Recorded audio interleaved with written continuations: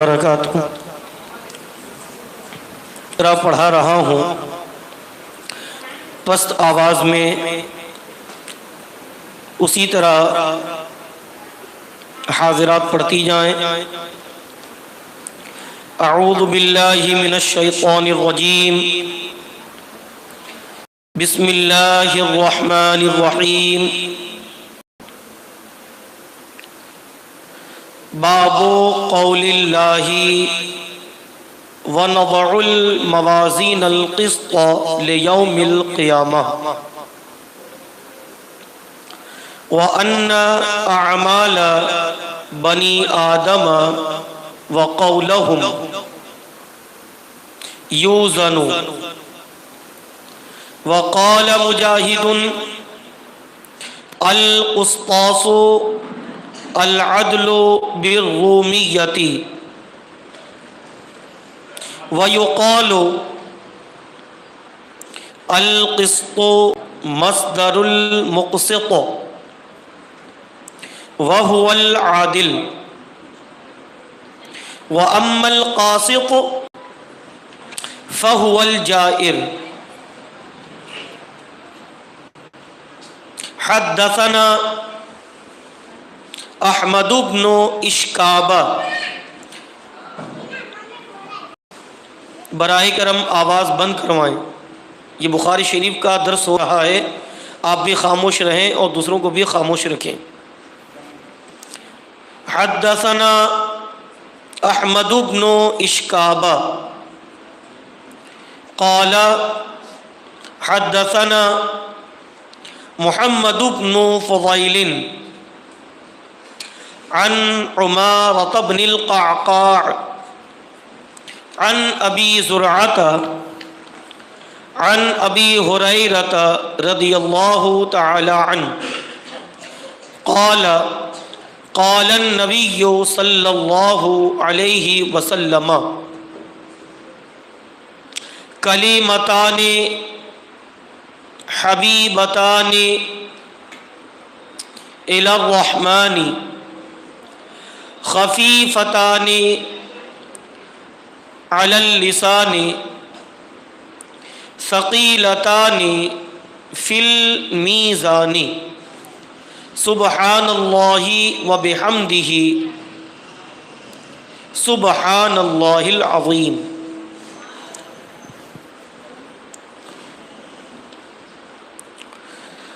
یہ کتاب صحیح بخاری شریف کی، یہ حدیث صحیح بخاری شریف کی سب سے آخری حدیث ہے،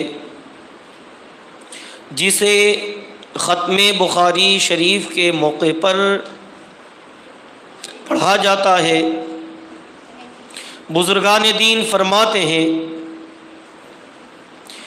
کہ ختم بخاری شریف کے وقت جو دعائیں کی جاتی ہیں اللہ اپنی بارگاہ میں اس کتاب مبارک کی برکت سے قبول فرماتا ہے۔ تو یہ بڑی مبارک کتاب ہے۔ قرآن مقدس کے بعد جس کتاب کا درجہ سب سے عظیم ارفع و اعلیٰ ہے وہ صحیح بخاری شریف ہے، اور اسی کی آخری حدیث کے لیے یہ مجلس مبارک سجائی گئی ہے۔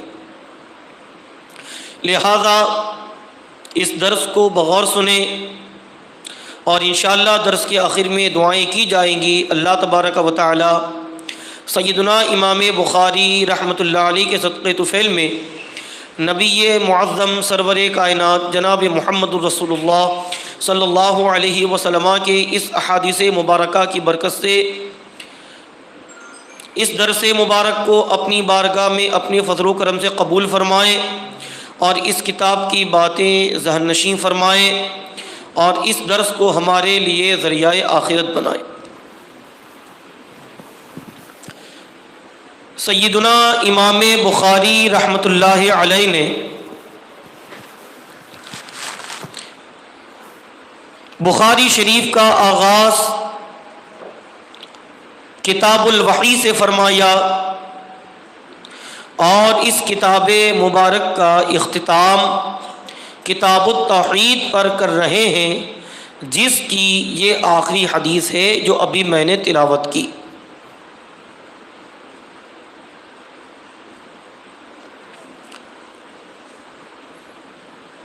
چونکہ اسلام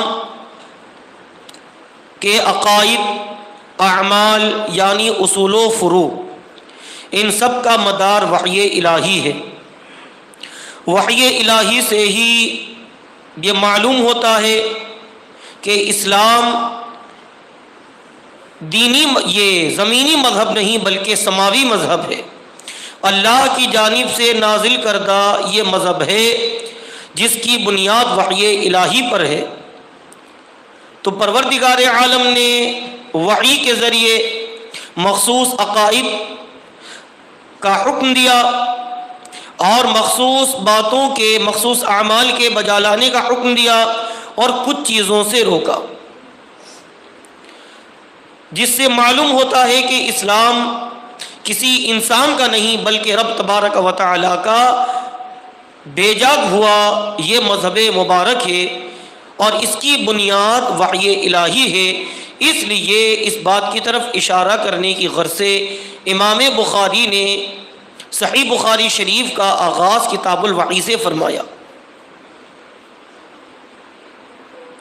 اور اس کتاب مبارک کا اختتام کتاب التوحید پر کر رہے ہیں۔ چونکہ قبر اور حشر کی زندگی اسی انسان کے لیے نفع بخش اور سود مند ثابت ہوگی جس کا خاتمہ توحید پر ہوا، جس کا خاتمہ کلمہ لا الہ الا اللہ محمد الرسول اللہ صلی اللہ علیہ وسلم پر ہوا، اسی کے لیے قبر کی زندگی روشن ہے، اسی کے لیے حشر کی زندگی کارآمد ہے۔ اس بات کی طرف اشارہ کرنے کے لیے امام بخاری نے اپنی کتاب مبارک کا اختتام اور اس کی انتہا کتاب التوحید پر فرمائی۔ پوری بخاری شریف میں وہ حدیثیں جو مسند ہیں، یعنی جنہیں امام بخاری نے سند کے ساتھ روایت کیا، اسی طرح وہ حدیثیں جنہیں سیدنا امام بخاری رحمۃ اللہ علیہ نے بغیر سند کے ذکر کیا، اسی طرح وہ حدیثیں جو مکررات کے قبیل سے ہیں، یعنی ایک ہی حدیث کو امام بخاری نے بار بار کسی نہ کسی مناسبت سے ذکر فرمایا۔ اسی طرح کچھ حدیثیں وہ ہیں جو امام بخاری رحمۃ اللہ علیہ نے کسی حدیث کی تائید اور تقویت میں ذکر فرمائی۔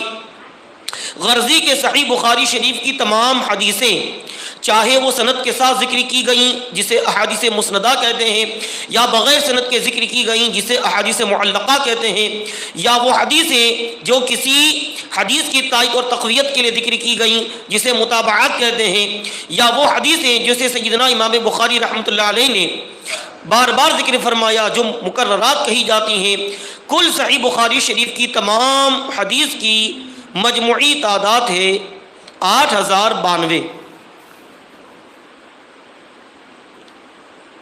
جن میں سے مکررات یعنی وہ حدیثیں جو ایک مضمون کی مختلف الفاظ میں امام بخاری رحمۃ اللہ علیہ نے ذکر فرمائیں، اگر ان مکررات کو حذف کر دیا جائے تو ایسی صورت میں تعداد گھٹ کر کے 2513 رہ جاتی ہے، اور ان میں وہ حدیثیں جو معلقات ہیں اور وہ حدیثیں جو متابعات کے قبیل سے ہیں ان کی تعداد 160، اور یہ جو آخری باب کتاب التوحید، اس میں کل 245 احادیث مرفوعہ ہیں، یعنی وہ حدیثیں ہیں جن کی سند اور جن میں صحابی نبی کریم صلی اللہ علیہ وسلم سے روایت کرتے ہیں کہ حضور نے یہ فرمایا، حضور کے سامنے یہ کام کیا گیا، یا حضور نے یہ کام کیا، حضور نے فلاں بات کا حکم دیا، حضور نے فلاں بات سے روکا، جسے کہیں گے احادیث مرفوعہ۔ تو کتاب التوحید میں احادیث مرفوعہ کی تعداد کل 245 ہے، اور صحابہ کرام رضوان اللہ تعالی علیہ مجمعین کے آثار، یعنی وہ احادیث جن میں کسی صحابی سے روایت ہے کہ فلاں صحابی نے یہ فرمایا یا فلاں صحابی نے یہ کیا، جسے آثار صحابہ کہتے ہیں، تو آثار صحابہ کی تعداد 36، اور 245 میں جو مقررات اور معلقات ہیں ان کی تعداد ہے 55، بلکہ یوں کہہ لیجئے کہ جو معلقات اور متابعات ہیں ان کی تعداد ہے 55، اور جو حدیث مقررات ہیں اگر ان کو نکال دیا جائے کتاب التوحید سے تو صرف خالص حدیثیں جو ایک دوسرے سے ٹکراتی نہیں بلکہ مستقل مضمون کا افادہ کرتی ہیں، ایسی خالص حدیثوں کی تعداد صرف 11 رہ جاتی ہیں۔ تو کتاب التوحید، اس میں سیدنا امام بخاری رحمۃ اللہ علیہ نے جو سب سے آخری حدیث ذکر فرمائی، اس کا تعلق کس سے ہے؟ میزان عمل سے ہے۔ چنانچہ سیدنا امام بخاری رحمۃ اللہ علیہ نے اس باب کا عنوان اس طرح قائم فرمایا: باب قول اللہ ونضع الموازین القسط لیوم القیامہ، کہ اللہ تعالیٰ کے اس ارشاد کا بیان وَنَضَعُ الْمَوَازِينَ الْقِسْطَ لِيَوْمِ الْقِيَامَةِ، یعنی ہم انصاف والی ترازو قیامت کے دن رکھیں گے، قائم کریں گے۔ اس ارشاد الہی کو سیدنا امام بخاری رحمۃ اللہ علیہ نے اس چیپٹر کا عنوان بنایا۔ نظر ظاہر میں تو یہ ہونا چاہیے تھا کہ جب امام بخاری رحمۃ اللہ علیہ نے سب سے اخیر میں کتاب التوحید کو ذکر فرمایا تو اس کی آخری حدیث وہ ہونی چاہیے جو جنت و دوزخ سے متعلق ہونی چاہیے، کیونکہ جنت و دوزخ ہی آخری وہ مقام ہے جس کے بعد اور کوئی مقام نہ ہوگا کہ مومن جنت میں ہمیشہ رہیں گے اور کفار جہنم میں ہمیشہ رہیں گے۔ اس کے بعد کوئی اور مقام ہے نہیں جہاں مومن یا کافر کو رہنے کے لیے جگہ میسر ہو۔ تو جب آخری حدیث ہی ذکر کرنی تھی تو جنت و دوزخ سے متعلق حدیثیں ذکر کرنی چاہیے، لیکن اگر غور کیا جائے تو مناسب یہی معلوم ہوتا ہے کہ آخری حدیث وہ ہونی چاہیے جو وزن اعمال سے تعلق رکھنے والی ہو، اس لیے کہ میں نے ابھی ذکر کیا کہ پروردگار عالم نے وحی کے ذریعے مخصوص عقائد کا حکم دیا، مخصوص اعمال کی بجا آوری کا حکم دیا اور مخصوص چیزوں سے باز رہنے کا حکم دیا۔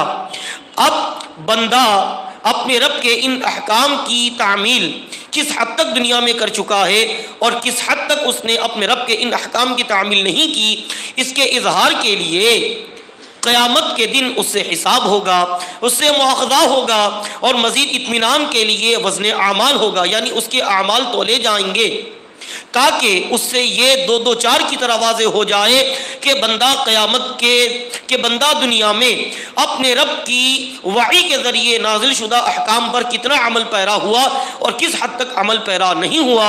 اس کے اظہار کے لیے اس کے اعمال تولے جائیں گے، اس سے حساب و کتاب ہوگا اور اس کا مواخذہ ہوگا۔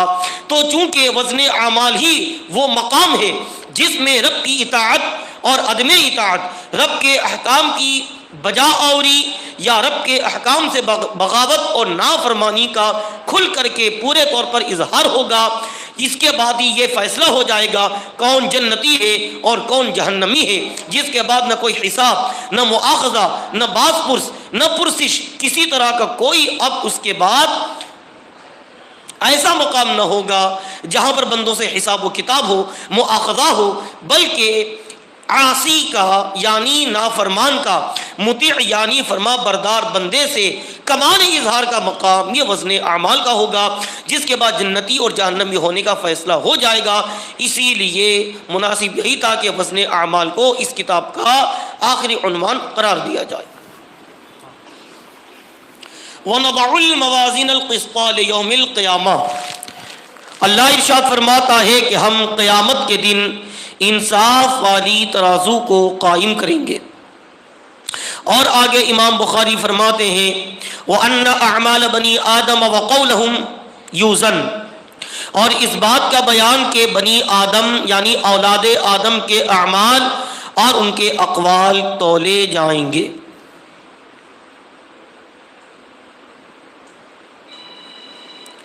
یہ بات سیدنا امام بخاری رحمۃ اللہ علیہ نے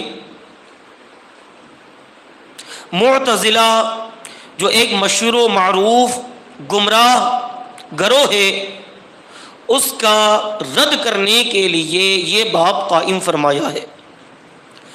آج تو دنیا میں اس گروہ کا وجود نہیں رہا، لیکن ایک ایسا وقت گزرا ہے کہ اس دنیا میں معتزلہ نامی گروہ کا غل تھا۔ جیسے اس زمانے میں شیعہ، روافض، وہابی، دیوبندی لوگ پائے جاتے ہیں کثرت سے، اسی طرح اس زمانے میں یہ گروہ کثرت سے پایا جاتا۔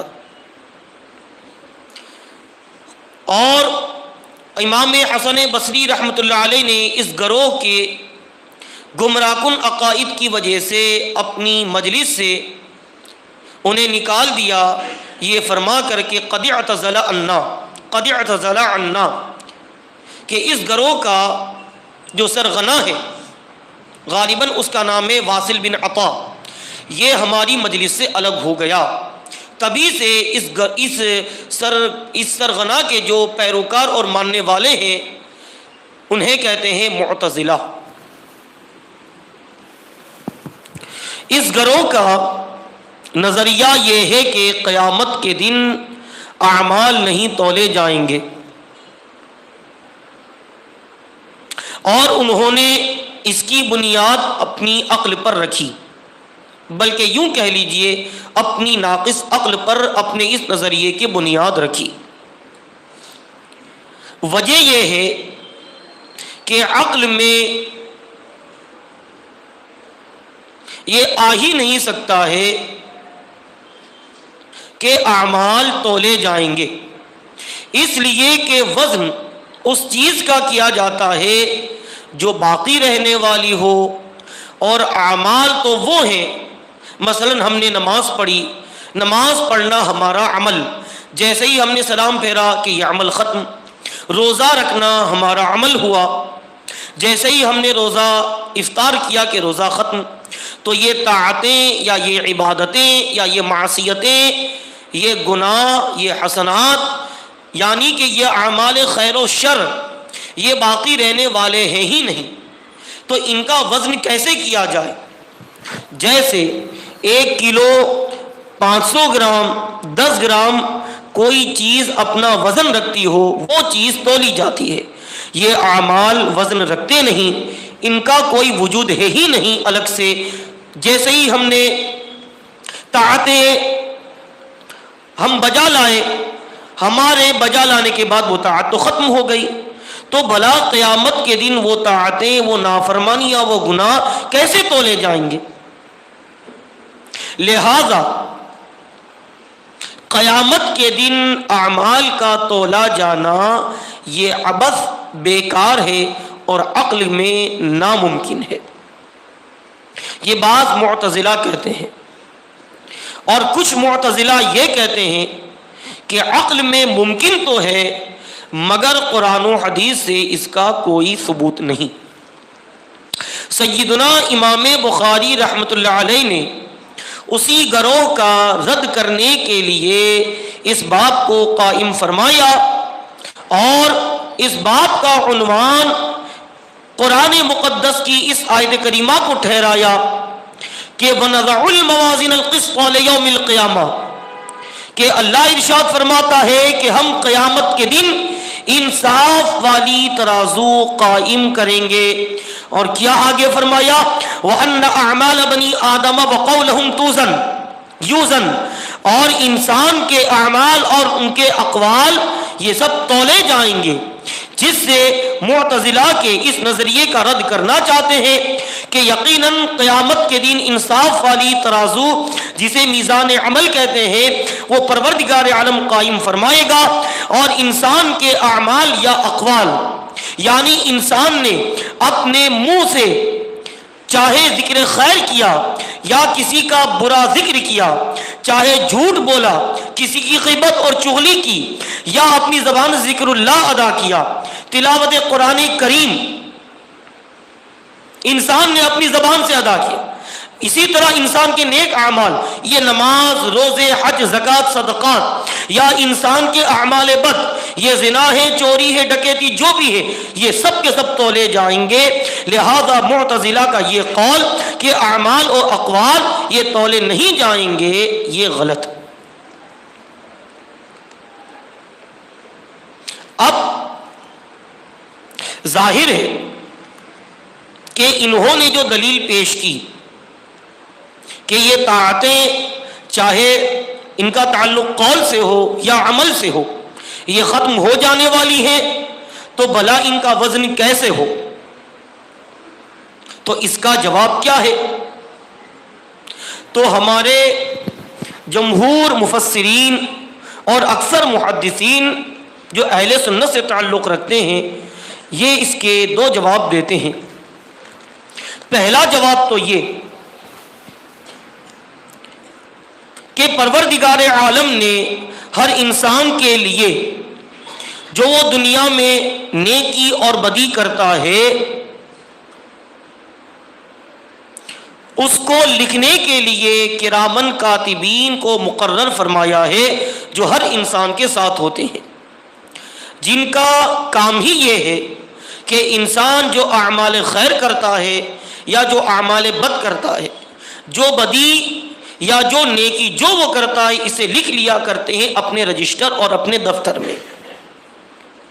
تو قیامت کے دن جو تولا جائے گا وہ خود عمل اور خود قول یہ نہیں تولے جائیں گے، بلکہ جن نوشتوں میں، جن پرچوں میں، جن دفتروں میں، جن رجسٹروں میں ان کے اعمال لکھے گئے وہ نامہ اعمال، وہ کاغذات تولے جائیں گے۔ اور کاغذ ایسی چیز ہے جو باقی رہنے والی ہے۔ یہی کتاب جو بخاری شریف آپ کے سامنے ہے، آپ دیکھ رہے ہیں کہ یہ آپ کے سامنے محفوظ ہے، باقی ہے، آپ اسے ترازو میں تول سکتے ہیں کہ یہ کتنے کلو کی ہے، یہ حدیث ہے اس میں لکھی گئی ہے۔ تو جس طرح اس نوشتے اس کتاب کو تولا جائے گا، اسی طرح قیامت کے دن جن کاغذات میں، جن رجسٹروں میں کرامن کاتبین بندوں کے اعمال لکھیں گے ان رجسٹروں کو تولا جائے گا۔ تو سرے سے یہ اعتراض ہی ختم ہو گیا کہ عمل چاہے اس کا تعلق عمل خیر سے ہو، چاہے عمل کا تعلق عمل بد سے ہو، چاہے نیک اعمال ہو چاہے برے اعمال ہو، ان کے تولے جانے پر معتزلہ نے جو اعتراض کیا وہ اعتراض سرے سے ختم ہو گیا۔ اب اس کی دلیل کیا کہ نامہ اعمال تولا جائے گا، خود عمل نہیں تولا جائے گا؟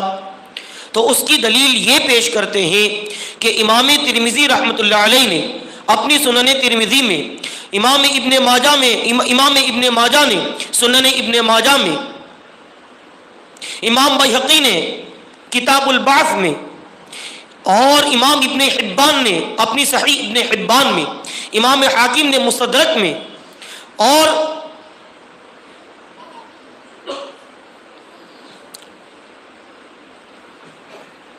محدث لالکائی نے کتاب السنت میں حضرت عبداللہ ابن عمرو ابن عاص رضی اللہ تعالیٰ عنہما سے یہ روایت کیا کہ اللہ کے رسول صلی اللہ علیہ وسلم نے فرمایا کہ یصاح یوم القیامت برجل من امتی فینشر له 99 سجلا کل سجل مد البصر، کہ جب قیامت کا دن ہوگا تو میری امت کے ایک شخص کو پکارا جائے گا اور اس کے آگے 99 دفتر پھیلا دیے جائیں گے، یعنی 99 رجسٹر اس کے آگے پھیلا دیے جائیں گے۔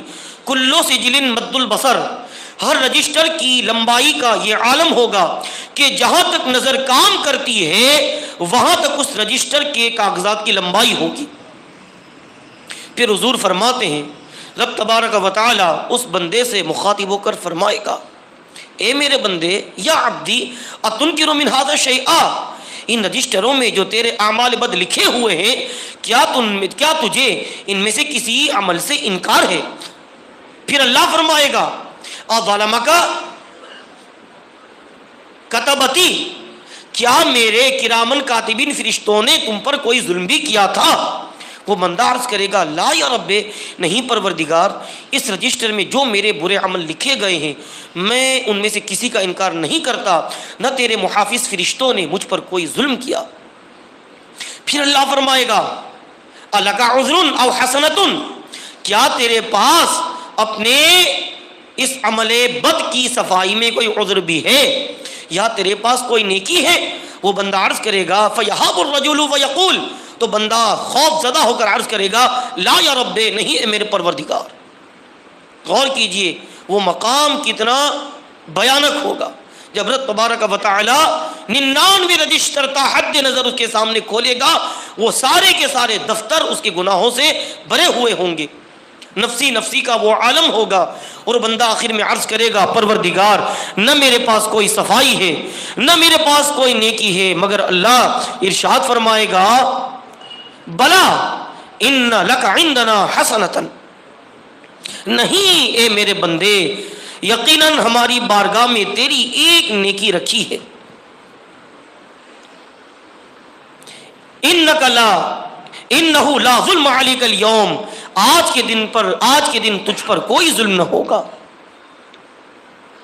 پھر اللہ فرشتوں سے فرمائے گا کہ اے میرے فرشتوں، یہ ایک چھوٹی سی پرچی فیخرج بطاقۃ فیہا مکتوبۃ اشہد ان لا الہ الا اللہ واشہد ان محمدا عبدہ ورسولہ، تو اللہ ایک پرچی کو ظاہر فرمائے گا جس میں کلمہ شہادت لا الہ الا اللہ محمد رسول اللہ لکھا ہوگا، اور اس بندے سے فرمائے گا کہ میرے فرشتوں کے ساتھ تو جا اور اپنے نامہ اعمال کے دوسرے پلڑے میں اس پرچی کو تو رکھ دے۔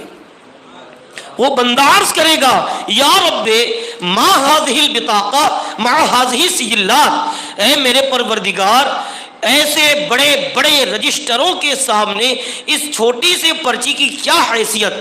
اللہ ارشاد فرمائے گا انک لا تظلم علینا، اے میرے بندے ہماری بارگاہ میں تجھ پر آج کوئی ظلم نہ ہوگا۔ پھر وہ بندہ فرشتوں کے ساتھ کانپتے ہوئے جائے گا اور کانپتے ہاتھوں کے ساتھ میزان عمل کے دوسرے پلڑے میں وہ چٹھی جس میں کلمہ طیبہ لکھا ہوگا وہ رکھے گا۔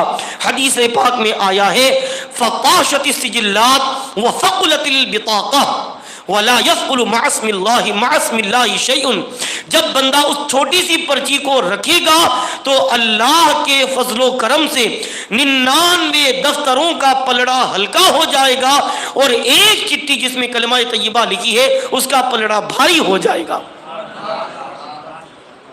سبحان اللہ، سوچئے وہ عالم کہ بندے کے سامنے دوزخ ہے، اچانک اسے ایک پروانہ بخشش کا مل جاتا ہے، اس کی خوشی کا کیا عالم ہوگا۔ سبحان اللہ۔ پھر اللہ کے رسول صلی اللہ علیہ وسلم ارشاد فرماتے ہیں لا يثقل مع اسم اللہ شیء، کہ جس پرچی میں اللہ کا نام لکھا ہے اس پرچی کے سامنے 99 رجسٹر تو کیا 1000 رجسٹر ہو جائے، ان 1000 رجسٹروں کی حیثیت اس پرچی کے آگے کچھ نہیں جس میں اللہ کا نام لکھا ہے۔ تو اس حدیث پاک سے ثابت ہوا کہ نامہ اعمال تولے جائیں گے، خود عمل نہیں تولا جائے گا۔ یہ ایک حدیث ہوئی۔ ایک اور حدیث سماعت کریں،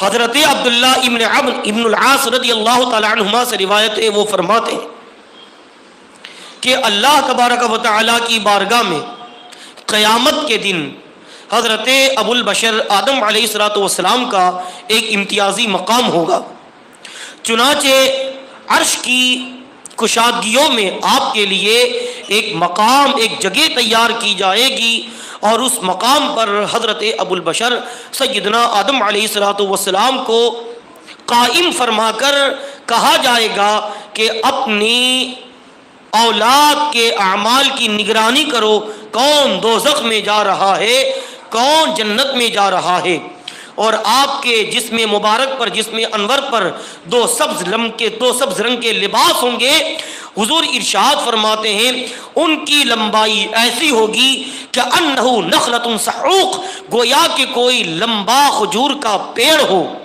اس قدر وہ لمبے دراز قد کے ہوں گے۔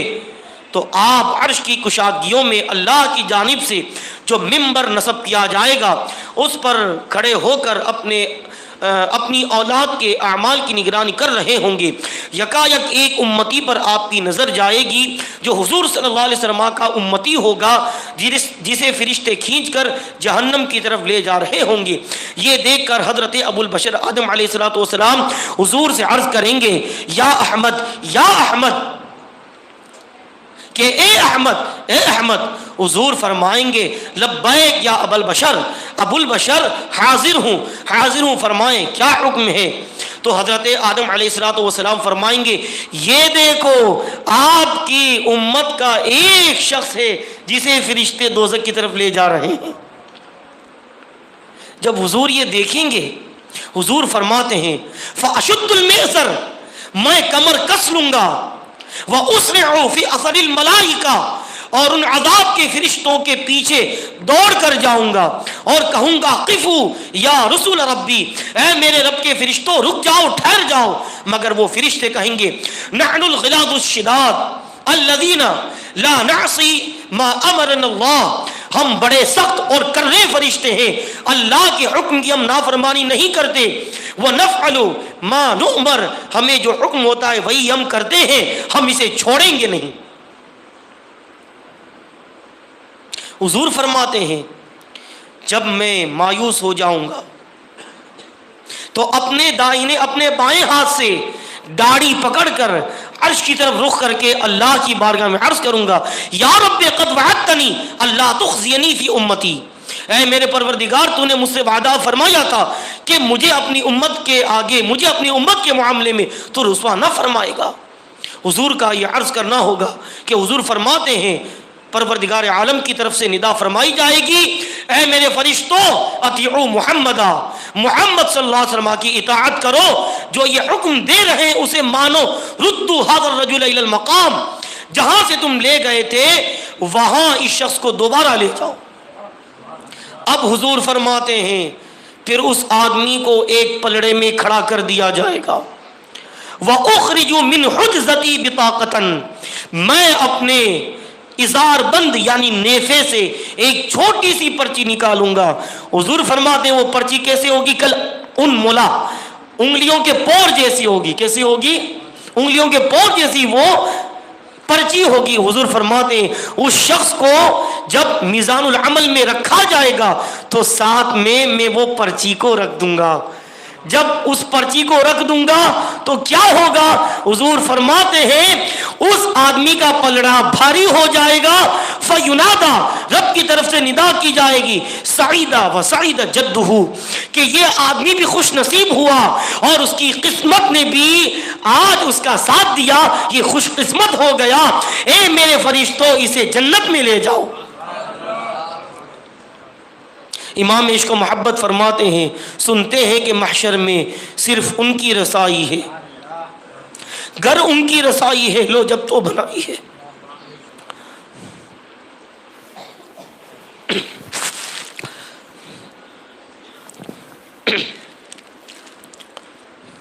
درود پاک پڑھ۔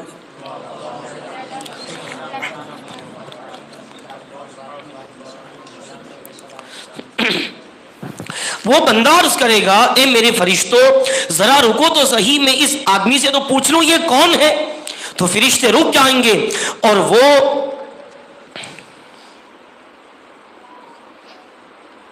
حضور کی بارگاہ میں عرض کرے گا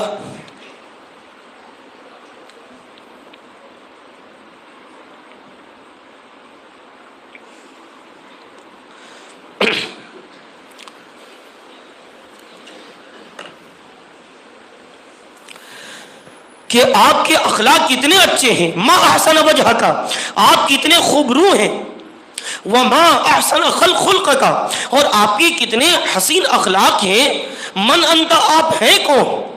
حضور فرمائیں گے میں جواب دوں گا انا نبیوں کا احمد، میں تیرا نبی ہوں۔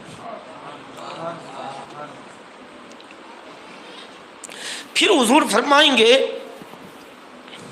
درود پاک پڑھ،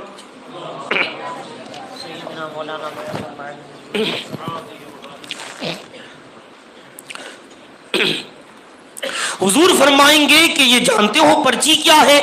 کہا نہیں حضور بتائیں۔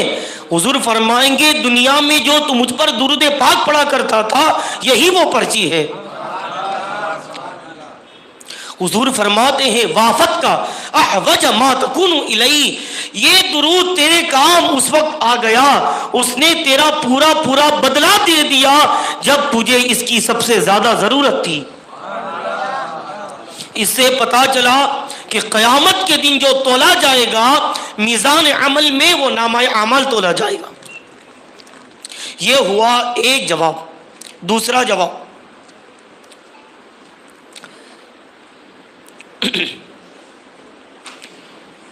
سیدنا امام ابن حجر اسقلانی رحمۃ اللہ علیہ جو بخاری شریف کی مشہور و معروف شرح ہے فتح الباری، اس میں آپ فرماتے ہیں کہ یہ جواب اگرچہ اپنی جگہ مسلم اور بڑا قوی ہے کہ قیامت کے دن نامہ اعمال تولے جائیں گے، مگر ایسی حدیثیں بھی ملتی ہیں جن سے صراحتاً یہ ثابت ہوتا ہے کہ خود نیک عمل تولا جائے گا اور عمل بد بھی تولا جائے گا۔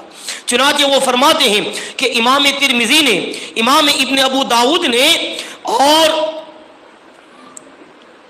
کئی اور کتابوں میں یہ حدیث مرقوم ہے کہ اللہ کے رسول صلی اللہ علیہ وسلم ارشاد فرماتے ہیں، اس حدیث کے راوی سیدنا امام ابو الدرداء ہیں۔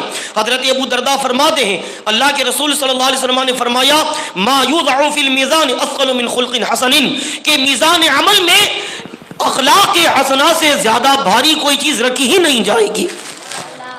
تو اس حدیث پاک سے صراحتاً ثابت ہو گیا کہ میزان عمل میں سب سے بھاری عمل جو رکھ کر کے تولا جائے گا وہ اخلاق حسنہ ہوں گے، اور اخلاق حسنہ ہم نے کسی کے ساتھ اچھا سلوک کیا، ظاہر ہے وہ بھی ایک ایسا عمل ہے کہ جب تک ہم نے وہ عمل کیا تب تک باقی رہا، اس کے بعد وہ ختم ہو گیا۔ تو امام ابن حجر اسقلانی فرماتے ہیں اس حدیث پاک سے صراحتاً ثابت ہو گیا کہ قیامت کے دن خود عمل بھی تولا جائے گا۔ اسی طرح حضرت جابر بن عبداللہ سے روایت ہے، وہ فرماتے ہیں کہ اللہ کے رسول صلی اللہ علیہ وسلم سے پوچھا گیا اعراف کے بارے میں۔ یہ اعراف کیا ہے پہلے میں سمجھا دوں۔ قیامت کے دن کچھ ایسے لوگ ہوں گے جنہیں جنت اور جہنم کے بیچ میں کھڑا کیا جائے گا ایک ایسے مقام پر جس مقام کو مقام اعراف کہتے ہیں۔ تو حضور سے مقام اعراف کے بارے میں پوچھا گیا۔ حضور فرماتے ہیں کہ قیامت کے دن لوگوں کی نیکیاں اور لوگوں کی بدیاں، لوگوں کی برائیاں اور اچھائیاں دونوں تولی جائیں گی۔ فمن ثقلت حسناتہ علی سیئاتہ، لہذا جس کی نیکیاں اس کے گناہوں پر بھاری ہو جائیں گی، ولو کان مثقال حبۃ، اگرچہ رائی کے ایک دانے کے برابر ہو، حضور فرماتے ہیں دخل الجنہ، وہ جنت میں داخل ہو جائے گا۔ اور فرمایا ومن رجحت سیئات علی حسناتہ مثقال حبۃ دخل النار، اور جس کی برائیاں اس کی نیکیوں پر غالب آ جائے گی اگرچہ ایک رائی کے دانے کے برابر، وہ جہنم میں چلا جائے گا۔ پھر حضور سے پوچھا گیا کہ جس کی نیکیاں اور برائیاں برابر ہوں گی ان کا عالم کیا ہوگا؟ حضور فرماتے ہیں کہ وہ مقام اعراف میں کھڑے کیے جائیں گے۔ تو اس حدیث پاک سے بھی ثابت ہوا کہ نیکیاں اور بدی یہ دونوں تولے جائیں گے۔ اس لیے سیدنا امام ابن حجر اسقلانی رحمۃ اللہ علیہ فرماتے ہیں کہ قول صحیح یہ ہے کہ ان دو حدیثوں سے ثابت ہوتا ہے کہ خود انسان کا نیک عمل اور برا عمل دونوں تولا جائے گا۔ اب ایک ایسی حدیث بھی ملتی ہے جو بخاری اور مسلم میں حضرت ابو ہریرہ رضی اللہ تعالی عنہ سے روایت ہے۔ وہ فرماتے ہیں کہ اللہ کے رسول صلی اللہ علیہ وسلم نے ارشاد فرمایا لَيَأْتِ الرَّجُلُ السَّمِيرُ الْعَظِيمُ يَوْمَ الْقِيَامَةِ لَا يَزِنُ عِنْدَ اللَّهِ جَنَاحَ بَعُوضَةٍ، کہ قیامت کے دن ایک بڑا موٹا تگڑا بڑے ڈیل ڈول والا اللہ کی بارگاہ میں آئے گا، مگر خدا کے یہاں جب اس کا وزن کیا جائے گا تو مکھی کے پر کے برابر بھی اس کا وزن نہیں ہوگا۔ تو اس حدیث پاک سے ثابت ہوا کہ خود انسان کو بھی تولا جائے گا۔ لہذا جب تینوں طریقے کی حدیثیں ملتی ہیں، بعض حدیثوں یہ ثابت ہوتا ہے، بعض احادیث سے یہ ثابت ہوتا ہے کہ انسان کے نامہ اعمال تولے جائیں گے، بعض احادیث سے یہ ثابت ہوتا ہے کہ خود نیک اور بد عمل دونوں تولے جائیں گے، اور بعض احادیث سے یہ ثابت ہوتا ہے کہ جس انسان نے برے یا نیک اعمال کیے ہوں گے خود اس انسان کو بھی تولا جائے گا۔ اس لیے مشہور مفسر امام ابن کثیر رحمۃ اللہ علیہ تفسیر ابن کثیر میں فرماتے ہیں کہ ان تمام احادیث پر عمل کرنے کی سب سے بہتر صورت یہ ہے کہ یہ قول کیا جائے کہ بعض وہ لوگ ہوں گے جن کے نامہ اعمال تولے جائیں گے، بعض وہ لوگ ہوں گے جن کے خود عمل چاہے نیک ہو چاہے برے ہوں وہ تولے جائیں گے، اور بعض لوگ وہ ہوں گے جن کو خود میزان عمل میں رکھ کر کے تولا جائے گا تاکہ تمام احادیث پر عمل ہو جائے۔ اچھا، اب رہا یہ کہ ہماری سمجھ میں نہیں آتا، تو دیکھیے عالم برزخ ہو یا عالم قیامت ہو، یہ وہ عالم ہے جو انسان کی عقل سے بالا تر ہیں۔ ذرا آپ یہ سوچئے کہ آپ نے حدیثوں میں پڑھا ہوگا کہ مردہ اگر سوالات نکیرین میں کامیاب ہو جاتا ہے تو اس کی قبر حد نظر وسیع کر دی جاتی ہے، روشن کر دی جاتی ہے، جنت کی ایک کھڑکی اس پر کھول دی جاتی ہے۔ تعجب کا مقام یہ ہے کہ قبرستان میں آپ نے دیکھا ہوگا کہ ایک مردے آپس میں بالکل قریب قریب رہتے ہیں، بلکہ کچھ تو ایسے قبرستان ہوتے ہیں جہاں ایک ہی قبر میں نہ جانے کتنے مردے دفن ہوتے ہیں۔ ذرا یہ سمجھ میں آ سکتا ہے کہ ایک ہی مردے کو قبر کی گرمی، یہ جہنم کی گرمی جلسا رہی ہوتی ہے، اس کی قبر آگ کی بھٹی بن جاتی ہے، مگر بازو والے قبر پر اس کا کوئی اثر نہیں ہوتا۔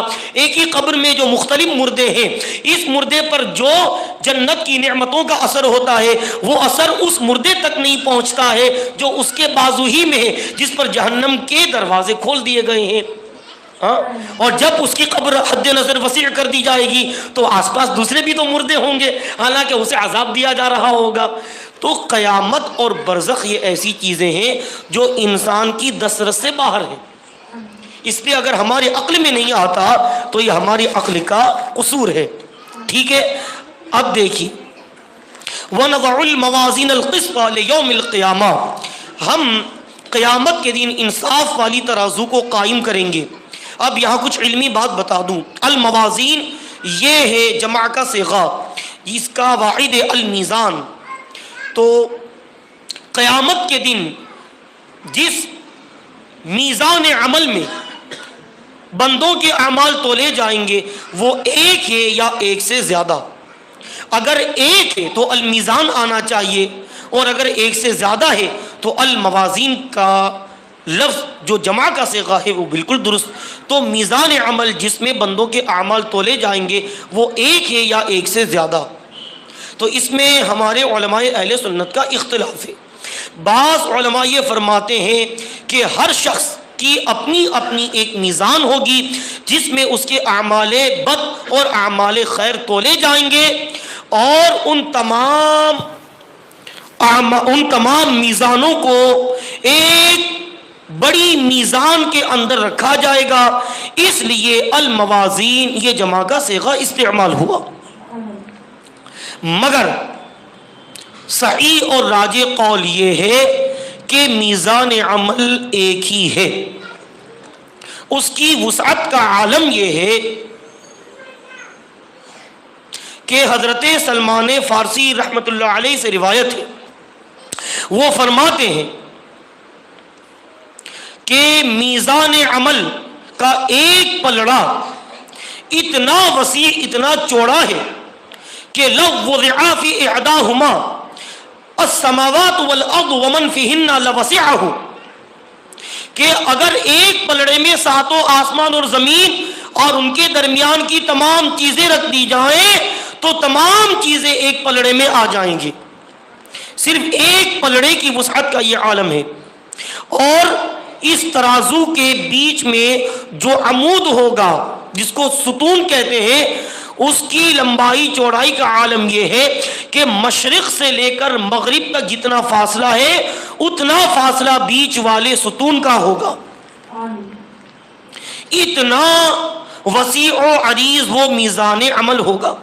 روایتوں میں آتا ہے کہ حضرت داؤد علیہ السلام نے میزان عمل دیکھنے کی اللہ کی بارگاہ میں خواہش ظاہر کی تو پروردگار عالم نے ان کی خواہش پوری فرمائی، اور جب انہوں نے میزان عمل اور اس کی وسعتوں کو دیکھا تو غش کھا کر گر پڑے.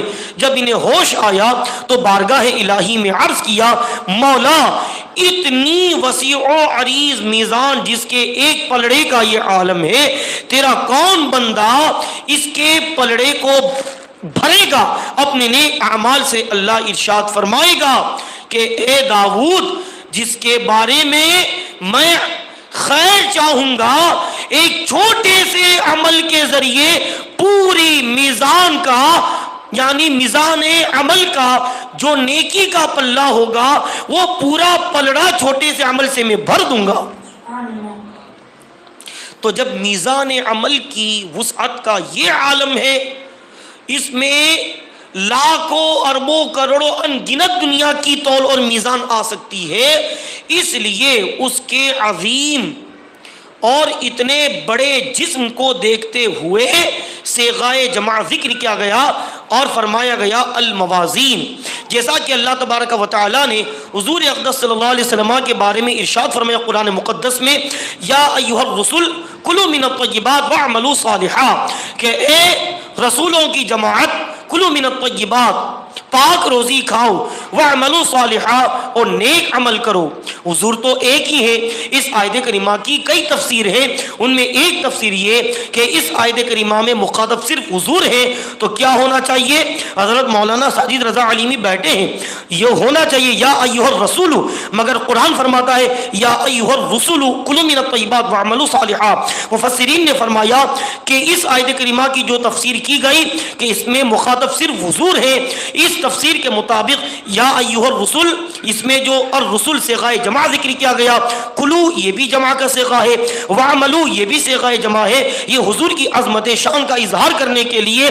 تو جس طرح اس آیت کریمہ میں حضور کے لیے صیغہ جمع کا ذکر فرمایا گیا حضور کی تعظیم کی خاطر، عظمت شان کا اظہار کرنے کے لیے، اسی طرح میزان کی اس عظمت اور اس کی وسعت کا اظہار کرنے کے لیے اس آیت کریمہ میں بھی الموازن صیغہ جمع کے طور پر ذکر کیا گیا. اور اس کی دوسری توجہ یہ کی گئی کہ چونکہ تمام انسانوں کے، بلکہ یوں کہہ لیجئے انسانوں کی ایک کثیر تعداد کے اعمال تولے جائیں گے، اور انسان کثیر در کثیر ہے، اسی طرح ان کے اعمال کثیر در کثیر ہوں گے. تو ان کے اعمال کثیرہ کی وجہ سے اور کثیر انسان کے اعمال تولے جائیں گے، تو انسانوں کی کثرت کو مد نظر رکھتے ہوئے اور ان کے تولے جانے والے اعمال کی کثرت کو مد نظر رکھتے ہوئے یہاں پر الموازین صیغہ جمع کے ذات ذکر کیا گیا. اچھا، اب ظاہراً یہ سمجھ میں آتا ہے کہ میزان عمل میں تمام انسانوں کے اعمال تولے جائیں گے، حالانکہ ایسا نہیں. سیدنا امام ابن حجر اسقلانی رحمۃ اللہ علیہ فرماتے ہیں کہ انسان تین قسم کے ہیں. ایک وہ لوگ جنہوں نے زندگی میں صرف نیکیاں ہی کی ہیں، جن کے کھاتے میں ذرہ برابر بھی برائی نہیں. یہ وہ لوگ ہوں گے جو بلا حساب و کتاب جنت میں جائیں گے. وزن کس کا کریں گے؟ دونوں طرف تو ہونا چاہیے نا، بدی اور نیکی ہوگی تب تو تولیں گے. جب صرف نیکیاں ہوگی تو تولنے کا معنی کیا؟ تو ایسے لوگ 67,000 کی تعداد میں ہوں گے، جن میں سے ہر ایک کے ساتھ 67,000 لوگ ہوں گے، اور وہ سارے لوگ بلا حساب و کتاب جنت میں جائیں گے. تو ان کے عمل نہیں تولے جائیں گے. دوسرا گروہ وہ کافروں کا ہے جن کے کھاتے میں صرف کفر اور برائیاں ہی ہوگی، جن کے کھاتے میں کوئی ایسا کام نہ ہوگا کہ اگر مسلمان وہ کام کرتا تو نیک ہوتا، جیسے کسی کو پانی پلانا، کسی کا گھر آباد کر دینا، کسی ضرورت مند کی ضرورت پوری کرنا، اگر مسلمان یہ کرے تو کار نیک اور طاعت ہے۔ تو ایسا کام جو مسلمان کرے تو نیکی ہو، اس طرح کا کوئی کام ایسے کفار جن کے کھاتے میں اس طرح کا کوئی عمل نہیں، صرف اور صرف کفر اور برائیاں ہی برائیاں، ذرہ برابر ایسا کوئی عمل نہیں، تو یہاں پر بھی تولنے کا کوئی معنی نہیں، نیکی ہے ہی نہیں کہ تولا جائے، تو ایسے لوگ بھی بلا حساب و کتاب سیدھے جہنم میں داخل کیے جائیں گے۔ تیسرا گروہ ان مسلمانوں اور کافروں کا ہوگا جن کے پاس دونوں طریقوں کے اعمال ہوں گے، اسی گروہ کے لیے میزان عمل رکھی جائے گی اور اسی گروہ کے اعمال بد اور اعمال خیر تولے جائیں گے۔ اچھا، اب آگے امام بخاری فرماتے ہیں وقال مجاہد القسطاس العدل بالرومیۃ۔ امام بخاری کی یہ عادت کریمہ ہے کہ جب قرآن مقدس کی کسی آیت کریمہ کو ذکر فرماتے ہیں تو اگر اس کے مناسب کوئی کلمہ قرآن شریف میں مذکور ہوتا ہے تو اس کو بھی ساتھ ساتھ ذکر فرماتے ہیں، جیسا کہ علماء اس بات کو جانتے ہیں۔ تو یہاں پر اس آیت کریمہ میں القسط، اس کے معنی ہے عدل اور انصاف، اس کا ذکر فرمایا گیا۔ تو امام بخاری نے لفظ قسطاس جو القسط سے ملتا جلتا لفظ ہے، تو القسطاس کو بھی جو قرآن مقدس میں وارد ہوا ہے دوسرے مقام پر، القسط کی مناسبت سے یہاں پر القسطاس کو ذکر فرمایا کہ قسطاس کسے کہتے ہیں۔ تو کہتے ہیں قال مجاہد، سیدنا امام مجاہد فرماتے ہیں القسطاس العدل بالرومیۃ، کہ قسطاس رومی زبان میں عدل اور انصاف کرنے کو کہتے ہیں۔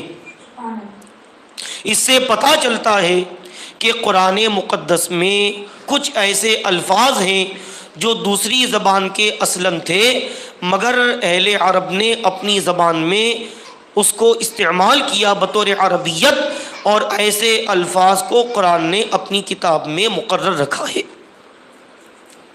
وَيُقَالُ الْقِسْطُ مصدر المقسط وهو العادل وأما القاسط فهو الجائر۔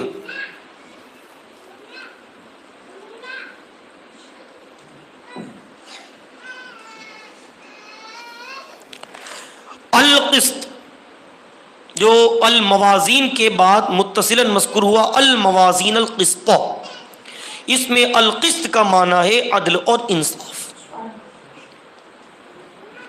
اب یہ علمی بات ہے جو علماء کے لیے ہے اور یہ فاضلات کے لیے ہے، وہ کیا؟ اللہ ارشاد فرماتا ہے قرآن مقدس میں ان اللہ یحب المقسطین، بے شک اللہ انصاف کرنے والوں کو پسند فرماتا ہے، انصاف کرنے والوں کو محبوب رکھتا ہے۔ تو المقسطین یہ ہے باب افعال سے اسم فاعل المقسط، اس کی جمع المقسطین، اقسط یقسط اقساطا فہو مقسط، اسی مقسطن کی جمع ہے المقسطین۔ تو المقسط باب افعال سے اسم فاعل ہے، اسی کی جمع ہے المقسطین، اور اس کا مصدر آتا ہے الاقساط، اور الاقساط باب افعال یہ ثلاثی مزید فی بے حمزہ وصل کا باب ہے، اور مزید فی ہمیشہ مجرد سے بنتا ہے، اس لیے الاقساط اس کی اصل ہوئی القسط۔ تو المقسط اس کا مصدر ہوا الاقساط جو ثلاثی مزید فی ہے، اور مزید فی مجرد سے بنتا ہے، اس لیے الاقساط کی اصل اور اس کا ماخذ اشتقاق ہوا القسط۔ تو القسط سے بنا الاقساط اور الاقساط سے بنا المقسط۔ اسی کو امام بخاری فرماتے ہیں ویقال، اور کہا جاتا ہے القسط مصدر المقسط، کہ قسط یہ مقسط کا مصدر ہے. یہاں مصدر سے کیا مراد ہے؟ ماخذ اشتقاق اصل میں، یعنی اصلی ماخذ اشتقاق. تو مقسط کا مصدر اقساط، اور اقساط کی اصل اور اس کا ماخذ اشتقاق القسط. تو حاصل کیا نکلا کہ القسط یہ المقسط کا مصدر یعنی اس کا ماخذ اشتقاق ہے. اور القسط اس کا معنی کیا آتا ہے تو سنیے گا. کہتے ہیں المقسط وہو العادل. مقسط کا معنی آتا ہے عادل، یعنی انصاف کرنے والا، عدل کرنے والا. اور اس کی دلیل کیا؟ تو ابھی میں نے قرآن مقدس کی آیت کریمہ پیش کی. اللہ ارشاد فرماتا ہے ان اللہ یحب المقسطین، بے شک اللہ انصاف کرنے والوں کو محبوب رکھتا ہے. اس سے پتہ چلا کہ المقسط کا معنی ہے عادل. ٹھیک ہے. اب یہ القسط جو ثلاثی مجرد ہے، اس کا اسم فاعل کیا آتا ہے؟ تو اس کا اسم فاعل آئے گا القاسط. اور القاسط کا معنی کیا؟ تو کہتے ہیں وَأَمَّا الْقَاسِطُ فَهُوَ الْجَائِرُ. رہ گیا قاسط تو اس کا معنی ہے ظالم. اب سوال یہ پیدا ہوتا ہے کہ جب مقسط بنا ہے قسط سے اور قسط کا معنی ہے ظلم، اسی وجہ سے قاسط کا معنی ہوا ظالم، تو قسط سے جو مقسط بنا ہے اس کا معنی عادل کیسے؟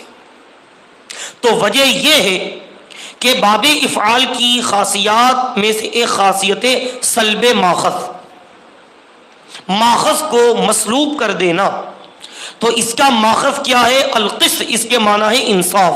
جب باب افعال میں اس کو لے گئے اقسط، تو اب اس کی خاصیت کیا ہوئی؟ سلب ماخذ. اور انصاف کو سلب کرنا یہی ہے ظلم. اس لیے اقسط القسط کا معنی ہے ظلم. اور جب اس کو باب افعال میں لے گئے اقسط، تو کیا معنی ہوا؟ ظلم کا سلب کرنا، ظلم کی نفی کرنا. اور ظلم کا سلب اور اس کی نفی ہے انصاف. اس لیے اقسط کا معنی ہوا انصاف کیا، اور الاقساط اس کے معنی ہوا انصاف کرنا، اور المقسط کے معنی ہوا انصاف کرنے والا. یہ ہوا اس عبارت کا حاصل. مگر امام بخاری نے فرمایا، یعنی امام بخاری نے اس تعبیر کو، اس عبارت کو کس سے ذکر فرمایا؟ یقال سے. یقال یعنی یہ کہا جاتا ہے. یہ علماء کرام جانتے ہیں کہ یقال یہ مصدر مجہول ہے جو تمریز پر دلالت کرتا ہے. یعنی امام بخاری یہ ارشاد فرمانا چاہتے ہیں، اس بات کی طرف اشارہ کرنا چاہتے ہیں کہ یہ قول ضعیف ہے. کیوں؟ وجہ ضعف یہ ہے کہ قول صحیح یہی ہے کہ القسط جو مجرد ہے اس کے معنی انصاف کرنے کے بھی آتے ہیں اور اس کے معنی ظلم کرنے کے بھی آتے ہیں. اصطلاحی اور علمی زبان میں اگر ہم کہیں تو القسط یہ ازداد میں سے ہے جس کے معنی ظلم کرنے کے بھی آتے ہیں اور جس کے معنی انصاف کرنے کے بھی آتے ہیں. اور دلیل اس کی یہ ہے کہ اللہ ارشاد فرماتا ہے ذالکم اقوم عند اللہ، ذالکم اقسط عند اللہ واقوم للشہادہ، یعنی ذالکم اقوم عند اللہ، اللہ کے نزدیک یہ بات سب سے زیادہ انصاف والی ہے. واقوم للشہادہ، اور انصاف کے لیے اور گواہی کے لیے سب سے موزوں ہے. اس آیت کریمہ کا کیا ترجمہ ہوا؟ ذالکم اقسط عند اللہ واقوم للشہادہ، کہ یہ بات اللہ کے نزدیک سب سے زیادہ انصاف والی اور گواہی کے لیے سب سے سیدھی یعنی کہ موضوع اور مناسب ہے. علماء جانتے ہیں کہ اقسط یہ اسم تفضیل ہے اور اسم تفضیل بنتا ہے مضارع اور اسم فاعل سے. لہذا جب اقسط اس میں تفضیل کا معنی زیادہ انصاف والا ہوا، یہ اس بات کی دلیل ہے کہ القسط جس مصدر سے اس میں فاعل بنا ہے اس کے معنی بھی عدل و انصاف کے آتے ہیں. خود اس آیت کریمہ میں فرمایا گیا وَنَضَعُ الْمَوَازِينَ الْقِسْطَ، ہم انصاف والی ترازو قائم کریں گے. یہاں القسط جو ثلاثی مجرد کا مصدر ہے اس کے معنی بھی عدل و انصاف کے ہے. اس سے پتہ چلا کہ قسط کا ایک معنی عدل و انصاف کے بھی ہے. اور قسط کا ایک معنی ظلم کے ہیں، اس کی دلیل کیا؟ تو خود قرآن مقدس میں اللہ ارشاد فرماتا ہے دوسرے مقام پر وَأَمَّا الْقَاسِطُونَ فَكَانُوا لِجَهَنَّمَ حَطَبًا، رہ گئے یہ ظالم، رہ گئے یہ ظلم کرنے والے، فَكَانُوا لِجَهَنَّمَ حَطَبًا، تو یہ جہنم کے قیامت کے دن ایندھن بنیں گے۔ اس آیت کریمہ سے ثابت ہوا کہ قاصد کا ایک معنی ظلم کرنے کے بھی آتے ہیں۔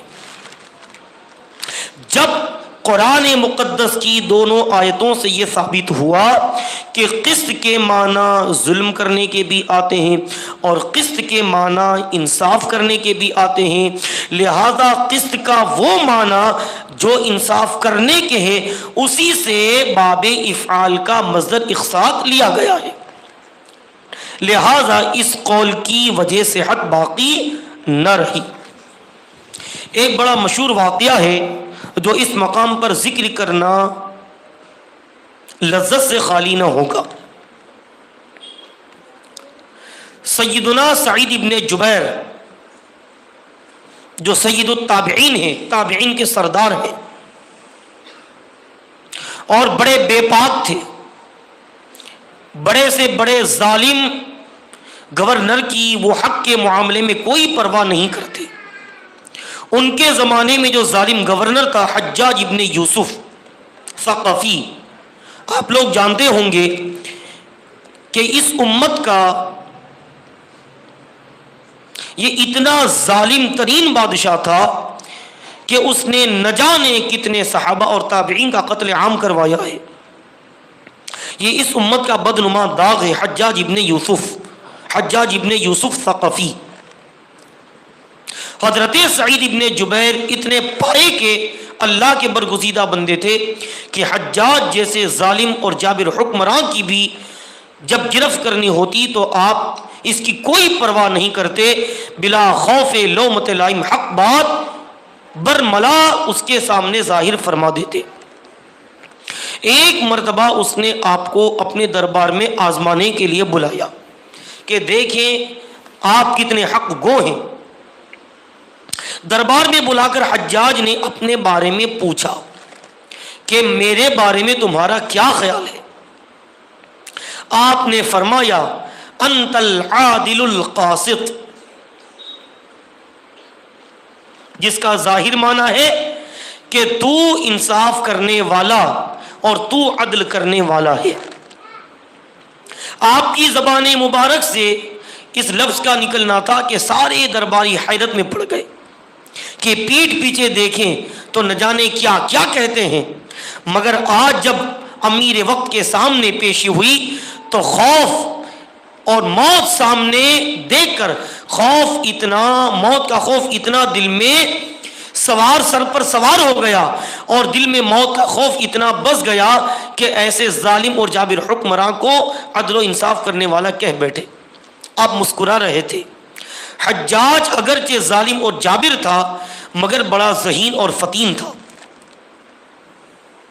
اس نے درباریوں سے کہا حیرت نہ کرو، انہوں نے مجھے عادل نہیں کہا، انہوں نے مجھے انصاف کرنے والا نہیں کہا، بلکہ انہوں نے مجھے جہنمی کہا اور مجھے راہ حق سے انحراف کرنے والا اور مجھے گمراہ کہا۔ کیسے؟ کہا تم جانتے نہیں کہ قسط کے دو معنی آتے ہیں، ایک عدل و انصاف کرنے کے بھی، اور ایک قسط کا معنی آتا ہے ظلم کرنا، ظلم اور جور کرنا، کسی پر ظلم کے پہاڑ ڈھا دینا، یہ بھی قسط کے معنی آتے ہیں۔ اور اس نے دلیل میں یہی آیت کریمہ پیش کی کہ اللہ قرآن میں ارشاد فرماتا ہے اما القاسطون فکانوا لجہنم حطبا، رہ گئے ظالم تو قیامت کے دن یہ جہنم کے ایندھن بنیں گے۔ تو اس نے کہا کہ یہ مجھے قاصد منصف کے معنی میں نہیں کہتے، یہ قاصد مجھے ظالم کے معنی میں کہتے ہیں۔ اور عادل یہ عدل سے بھی بنتا ہے اور عادل عدول سے بھی بنتا ہے۔ اگر عادل عدل سے بنے گا تو معنی ہوگا عدل کرنے والا، اور عادل اگر عدول سے بنے گا تو اس کے معنی ہوں گے راہ حق سے عدول کرنے والا، انحراف کرنے والا۔ تو انہوں نے مجھے عدل سے نہیں بلکہ عدول سے مانا ہے، اور ان کے قول کا حاصل یہ ہے کہ تو ظالم ہے اور راہ حق سے عدول کرنے والا ہے۔ بہرکیف اب دیکھیے حدیث پاک، حدثنا احمد بن اشکابہ، میرے ساتھ طالبات پڑھتی جائیں، حدثنا احمد بن اشکابہ، ہم سے حدیث بیان کی احمد ابن اشکاب نے، قال وہ فرماتے ہیں، حدثنا محمد بن فضیل، ہم سے حدیث بیان کی محمد ابن فضیل نے، عن عمارۃ بن القعقاع، وہ روایت کرتے ہیں حضرت عمارہ ابن القعقاع سے، عن ابی زرعۃ، وہ روایت کرتے ہیں سیدنا ابو زرعہ سے، عن ابی ہریرہ، وہ روایت کرتے ہیں سیدنا ابو ہریرہ رضی اللہ تعالی عنہ سے، قال، وہ فرماتے ہیں،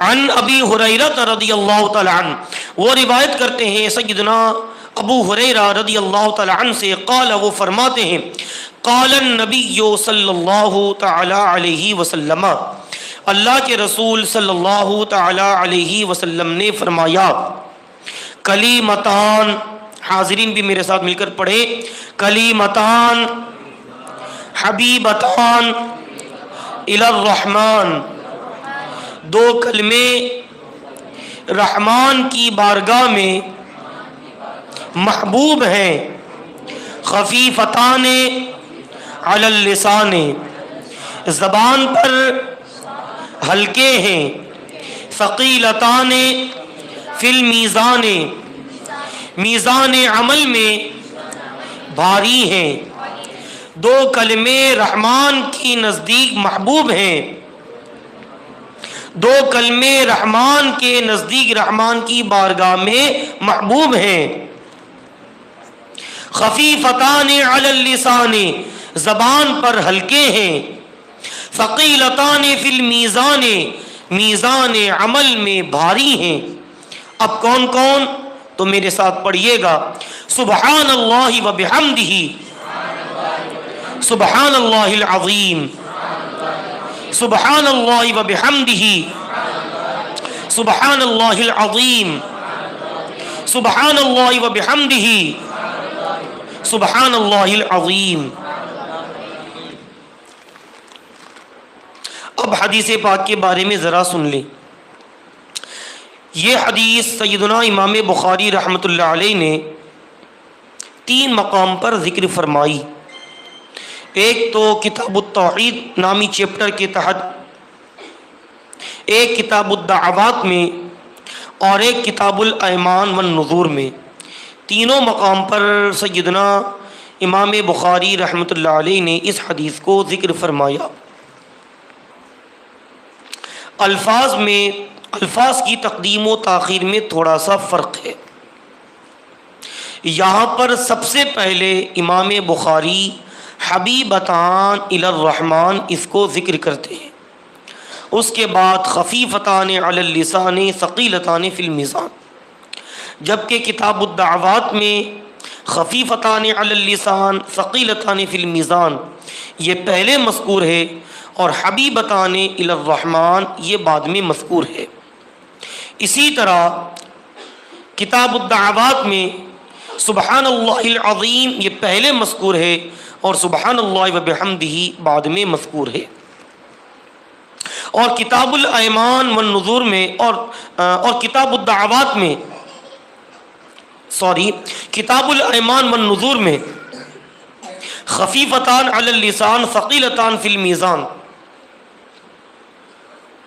یہ پہلے مذکور ہے، اور حبیبتان الی الرحمن یہ آخر میں مذکور ہے، مگر وہاں پر یعنی کتاب الایمان والنذور میں سبحان اللہ و بحمدہ پہلے مذکور ہے، اور سبحان اللہ العظیم یہ بعد میں مذکور ہے، جیسا کہ اس حدیث میں ہے۔ اب پہلے علمی طور پر ذرا اس کی تشریح سن لیں۔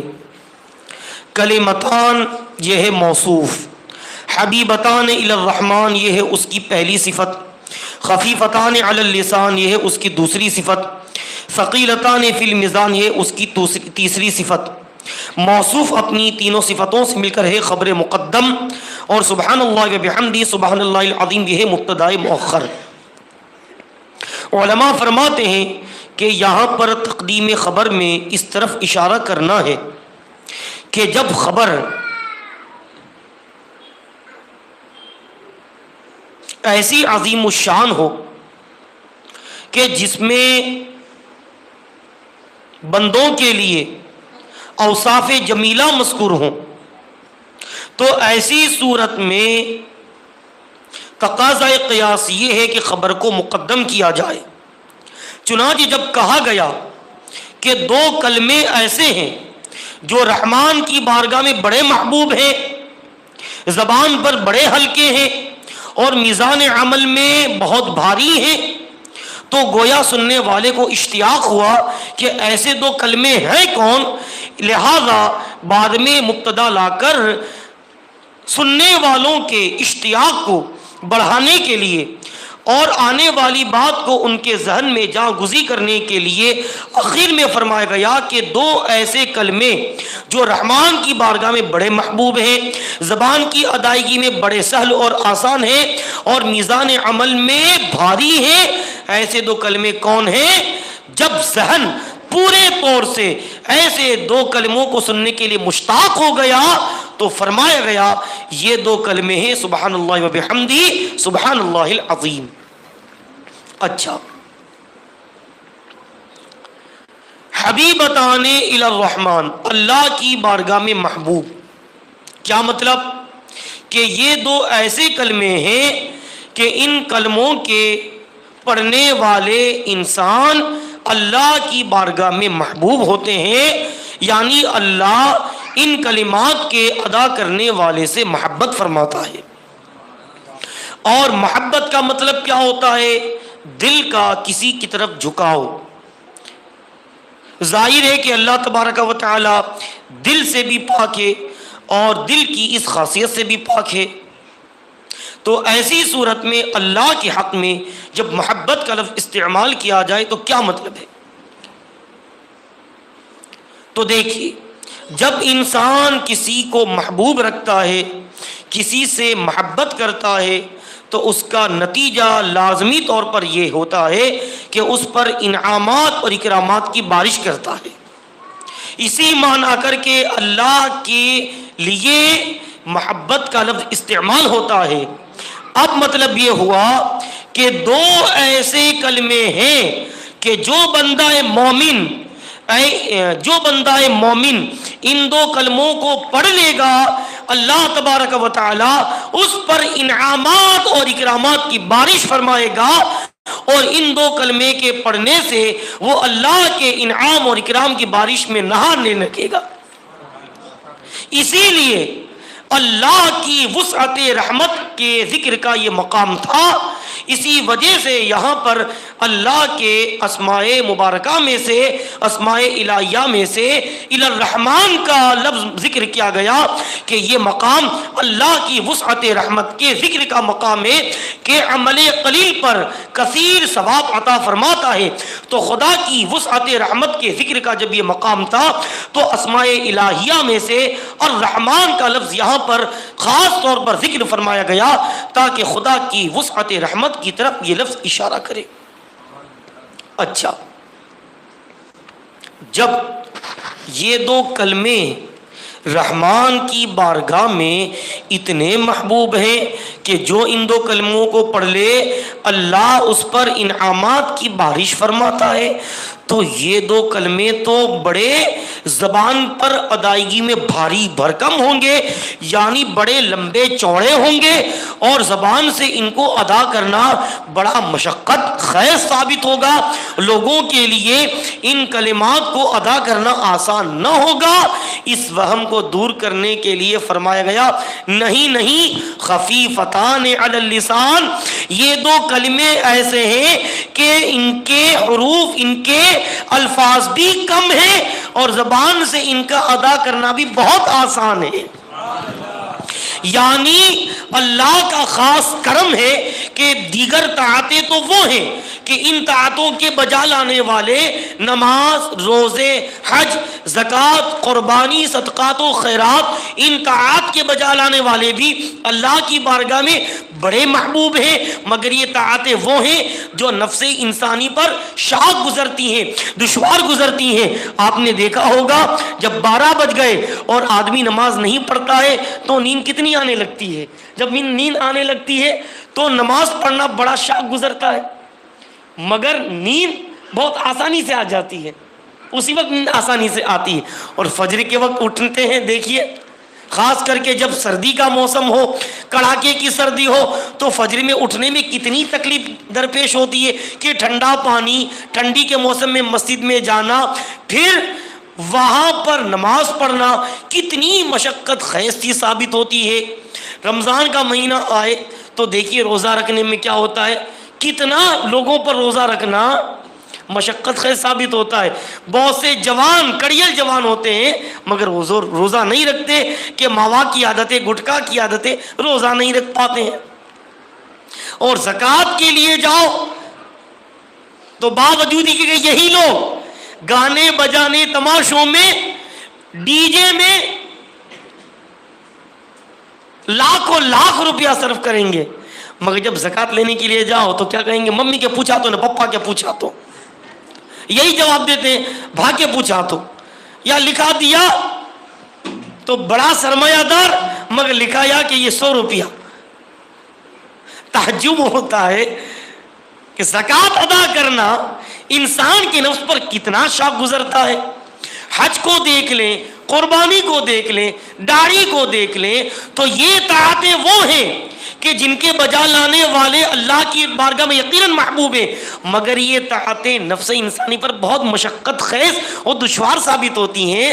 مگر یہ 2 کلمے وہ ہیں دیگر طاعتوں کے برعکس کہ اللہ کی بارگاہ میں ان 2 کلموں کا پڑھنے والا محبوب ہے ہی ہے، مگر دیگر طاعتوں کی طرح یہ انسان کے نفس پر دشوار اور مشقت خیز نہیں، بلکہ بہت ہلکے پھلکے میں آدمی ادا کر لیتا ہے۔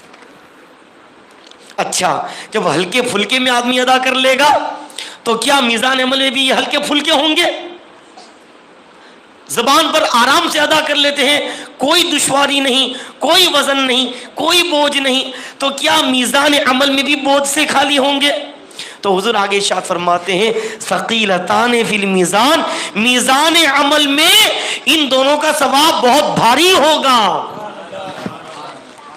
حدیث پاک میں آیا کہ جو بندہ سبحان اللہ پڑھ لیتا ہے اللہ اتنا ثواب عطا فرماتا ہے کہ اگر اس کا ثواب روئے زمین پر پھیلا دیا جائے تو پوری روئے زمین تنگ پڑے گی، مگر سبحان اللہ کا ثواب کم نہ ہوگا۔ اور مسلم شریف کی حدیث مجھے یاد آئی، حضور ارشاد فرماتے ہیں سبحان اللہ تملأ المیزان، کہ سبحان اللہ کا ثواب اتنا زیادہ ہے، اتنا زیادہ ہے کہ وہ میزان عمل جس کے ایک پلڑے میں 7 آسمان و زمین اور ان کے درمیان کی تمام چیزیں آ جاتی ہیں، مگر ایک سبحان اللہ کا ثواب اتنا اللہ عطا فرماتا ہے کہ میزان العمل کا وہ پلڑا سبحان اللہ کے ثواب سے بھر جائے گا۔ تو یہ فرمایا گیا ثقیلتان فی المیزان۔ تو غور کریں اس حدیث پاک کے الفاظ کی ترتیب پر کہ ایک ایسا شخص ہے جو سبحان اللہ دنیا بھر کا بولتا رہے، وہابیات، دیا بنا، جتنے بھی گمراہ بد مذہب ہیں، وہ چاہے زندگی بھر کلمہ شہادت پڑھتے رہیں، سبحان اللہ پڑھتے رہیں، کیا انہیں ثواب ملے گا؟ ثواب کب ملے گا؟ ہاں، جب صحیح العقیدہ ہوگا۔ اس لیے سب سے پہلے عقیدے کی درستگی کے لیے فرمایا گیا کہ کلمتان حبیبتان الی الرحمن، یہ 2 کلمے جو آنے والے ہیں ان کا پڑھنے والا رب کی بارگاہ میں محبوب بن جاتا ہے۔ یعنی جب اللہ اس بندے سے، اس پڑھنے والے سے محبت فرمائے گا تب ایسی صورت میں اس کا یہ پڑھنا کام آئے گا۔ اور جب وہ بندہ عقیدے کی درستگی کی وجہ سے اور ایمان کی درستگی کی وجہ سے اس کلمے کو پڑھنے کی برکت سے اللہ کی بارگاہ میں جب محبوب ہو جائے گا تو ایسی صورت میں اس شخص کے لیے زبان سے ان دو کلمات کا ادا کرنا بھی آسان ہو جائے گا. جب وہ بندہ اپنی زبان سے یہ کلمہ آسانی کے ساتھ ادا کرے گا تو اس کا ثواب کہاں میں دیکھے گا؟ آخر میں میزان عمل میں دیکھے گا. تو میزان عمل کا درجہ سب سے اخیر میں ہے. زبان پر اس کی ادائیگی کا درجہ یہ اس سے پہلے ہے. اور سب سے پہلے ضروری ہے کہ بندہ اس کلمہ ادا کرنے والے شخص سے محبت کرے. اس ترتیب کو مد نظر رکھتے ہوئے اب حضور نے کیا ہی خوبصورت انداز میں اس کی ترتیب کو برقرار رکھتے ہوئے فرمایا کہ دو کلمے ایسے ہیں جو رب کی بارگاہ میں، رحمان کی بارگاہ میں محبوب ہیں، جن کا ادا کرنا زبان پر آسان ہے اور میزان عمل میں بڑے بھاری ہیں. اب یہ ہے کون؟ سبحان اللہ و بحمدہ سبحان اللہ العظیم. سبحان اللہ اس کا معنی ہے اللہ کو پاکی، و بحمدہ اس کا معنی ہوا اس کی حمد کرتے ہوئے. اب پورے کا معنی سبحان اللہ و بحمدہ اللہ کو پاکی ہے اس کی حمد کرتے ہوئے، سبحان اللہ العظیم پاکی ہے اللہ کو جو عظمت والا ہے. سبحان اس کا معنی کیا آتا ہے؟ سبحان کا معنی آتا ہے اللہ تعالیٰ کے حق میں دو صفات ہیں. ایک وہ صفتیں جن سے خدا کا متصف ہونا ضروری ہے جسے صفات کمالیہ کہتے ہیں، اور کچھ صفتیں وہ ہیں جن کا خدا کے حق میں ہونا محال ہے، خدا سے ان کی نفی ضروری ہے، خدا کے حق میں وہ صفتیں ہو ہی نہیں سکتی. ایسی صفات کو صفات سلبیہ کہتے ہیں. مثلا جھوٹ بولنا، گالی گلوچ کرنا، زنا کرنا، ڈکیتی کرنا، یہ تمام ایسے عیوب ہیں جن سے اللہ کا منزہ ہونا ضروری ہے. مگر علم، قدرت، حکمت یہ تمام وہ صفات ہیں، رحمت وغیرہ وغیرہ جن سے اللہ متصف ہے، جو خدا کے حق میں صفات کمال ہیں، یعنی جس کو صفات وجودیہ کہتے ہیں. اور جھوٹ سے اللہ کا پاک ہونا، غیبت سے اللہ کا پاک ہونا، زنا، چوری، ڈکیتی وغیرہ سے اللہ کا پاک ہونا یہ ضروری ہے. اس کو کہیں گے صفات سلبیہ. تو سبحان اس کا معنی آتا ہے کہ وہ تمام صفتیں جو خدا کے شایان شان نہیں ان سے خدا کی پاکی بیان کی جائے. اور حمد وہ صفتیں جو خدا کے شایان شان ہیں ان صفات سے خدا کو متصف کر کے اس کی تعریف بیان کی جائے، اس کی حمد بیان کی جائے. تو اب میں آپ کو ایک مثال سے اس کو سمجھاؤں. میں نے ایک گلاس آپ کو پیش کیا اور کہا کہ اس گلاس میں پانی بھر کر لاؤ. تو آپ کیا کریں گے؟ سب سے پہلے گلاس میں دیکھیں گے کہ کہیں میل کچیل تو نہیں، کہیں تنکے نہیں، کہیں اس میں گندگی تو نہیں. تو گندگی اگر ہوگی تو پہلے اس کو خالی کریں گے، اس کے بعد آپ اس میں پانی بھریں گے. تو کیا مطلب ہوا کہ پہلے گندی چیزیں خالی کی جاتی ہیں، اس کے بعد صاف چیزیں بھری جاتی ہیں. ٹھیک ہے. اگر آپ نے میل کچیل یا گندگی اس میں تھی وہی اسی گلاس میں پانی بھر کر میرے سامنے پیش کر دیا تو پانی کیا ہو جائے گا؟ گندا. آپ کے سامنے ایک کنواں ہے، آب زمزم ہے، اس میں شراب کی ایک بوند پڑ گئی، وہ کنواں کیا ہوگا؟ ناپاک ہوگا کہ نہیں ہوگا؟ اگر کنویں میں مردار گر گیا جس سے کنویں کا خالی کرنا، کنویں کے پانی کا خالی کرنا ضروری ہے، تو کیا کریں گے؟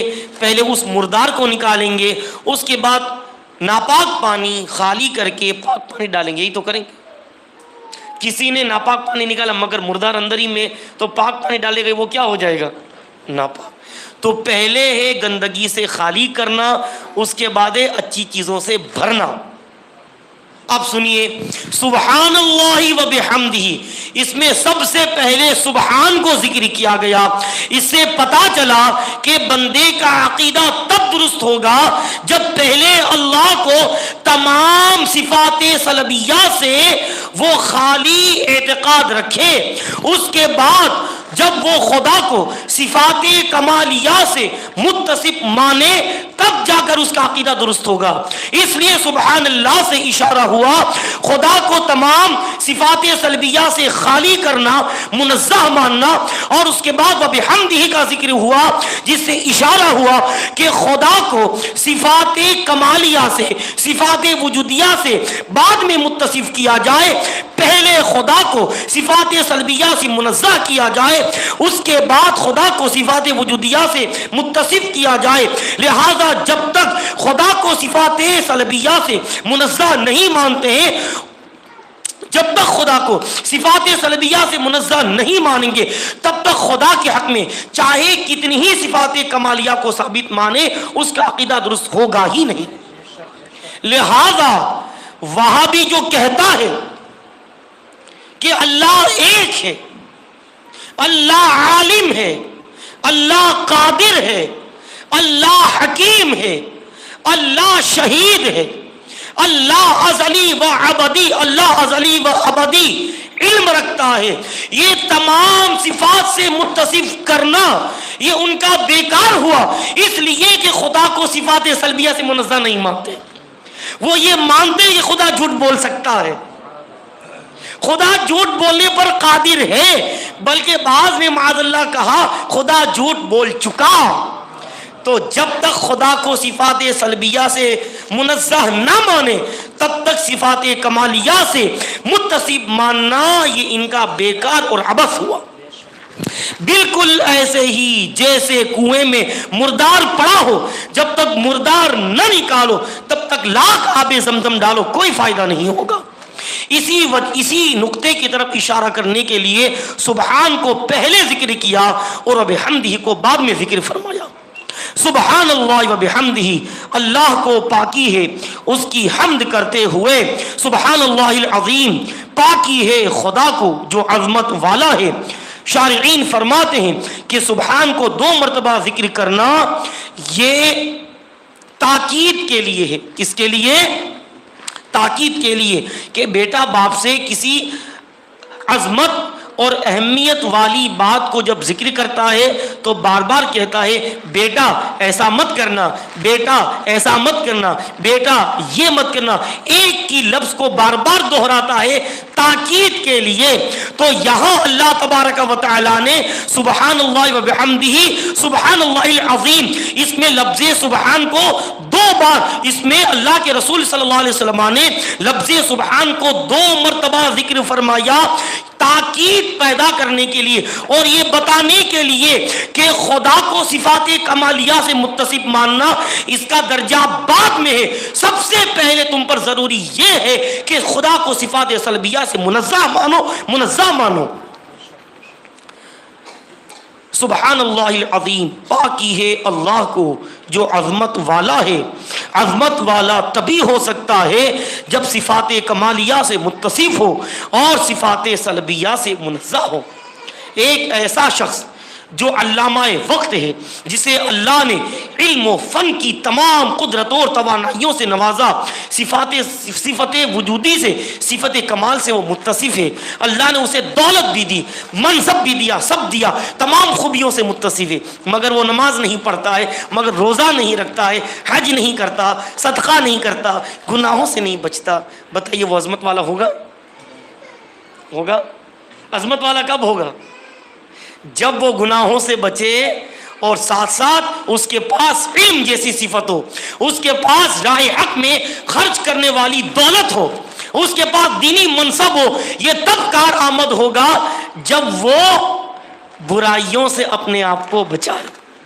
اب سمجھیے کہ جب دنیا میں ایک عالم کا عہدہ رکھنے والا اگر گناہوں سے بچتا نہیں تو صفات کمالیہ سے متصف ہونے کے باوجود وہ عظیم نہیں ہے، تو بلا رب تبارک و تعالی جو خالق کائنات ہے اس کا عظیم ہونا کیوں کر متصور ہو سکتا ہے اگر وہ جھوٹ بولنے پر قادر ہو؟ لہذا عظیم تبھی ہو سکتا ہے کہ جو صفات اس کے شایان شان ہیں اس سے متصف، اور جو صفتیں اس کے حق میں محال ہیں اس کے شایان شان نہیں، اس سے منزہ ہو۔ لہذا سبحان اللہ العظیم، اس میں لفظ عظیم اس بات کو بتاتا ہے کہ اللہ صفات کمالیات سے متصف ہے اور صفات سلبیہ سے منزہ ہے۔ اللہ تبارک و تعالیٰ کی بارگاہ میں دعا ہے کہ ختم بخاری شریف کی برکتوں سے ہم سب کو مالا مال فرمائے۔ اگر دوران درس جس طرح کی جو بھی کمیاں، خطائیں اور بھول چوک مجھ سے ہو گئی ہے، میں آپ تمام حضرات کو گواہ بنا کر اللہ کی بارگاہ میں سچے دل سے توبہ کرتا ہوں۔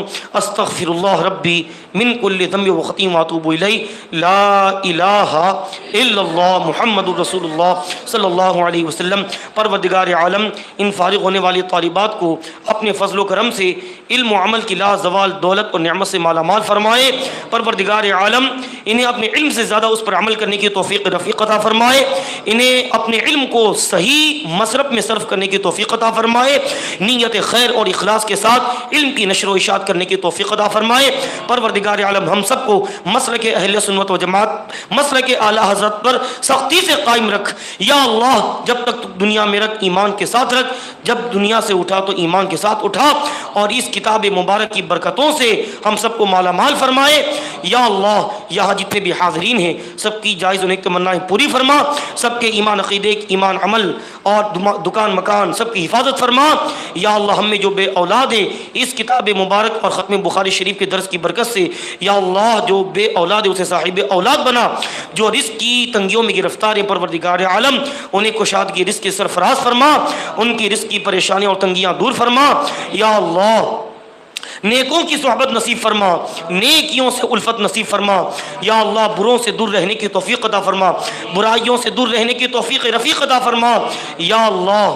مسلمان کے کاروبار میں خوب برکتیں عطا فرما مولا کریم۔ آج دنیا میں فلسطین کے مسلمانوں پر، فلسطین کے مسلمانوں پر، ہندوستان کے مسلمانوں پر جہاں کہیں مسلمان ظلم و ستم کی آندھیوں میں گرفتار ہیں، مولا کریم مسلمانوں کو ظلم و ستم سے نجات عطا فرما یا اللہ۔ ظالموں پر قہر و غضب کی بجلی نازل فرما، انہیں نشان عبرت بنا، مسلمانوں کو عروج عطا فرما، سرخ روئی نصیب فرما یا اللہ۔ تیرے حبیب کی سنتوں پر ہم سب کو عامل بنا دے، عمل پیرا بنا دے یا اللہ۔ یہ جو کچھ مسلمانوں پر آج ظلم و ستم ہو رہا ہے مولا، یہ ہمارے گناہوں کی نحوست، ہمارے شامت اعمال کا نتیجہ ہے مولا۔